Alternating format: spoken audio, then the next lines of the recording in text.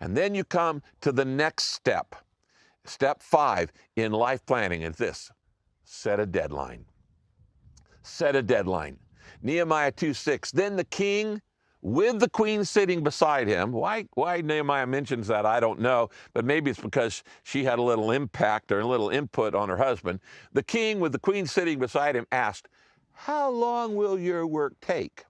And when will you get back?" This is a legitimate question. Yeah, I'm going to loan my top guy to go to a project.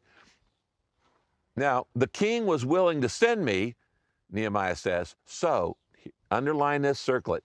I set a time. That's the next step. Step 5 is set a deadline. A goal has to have a deadline. If your goal doesn't have a deadline, it's not a goal. This is the scheduling part of life planning. You know what you want to do, and then you know when you want to do it. You schedule it, you put it in your calendar, and you ask the question, how long is it going to take? Probably longer than you think. You know, Nehemiah 5:14, Nehemiah actually, it tells us, he actually came back to the Persian Empire 12 years later because he was popular with this king.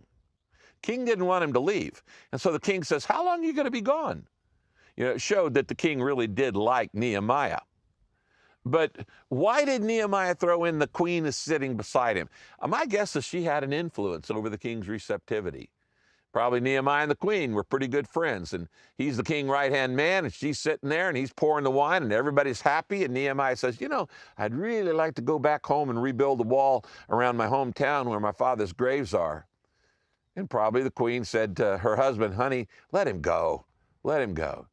And maybe Nehemiah timed it this way, but God had a time in it, and you have to have timing. Nehemiah establishes a deadline. He puts it on his calendar. Remember this, a dream without a deadline is just an empty wish. A dream without a deadline is just an empty wish. It won't go anywhere.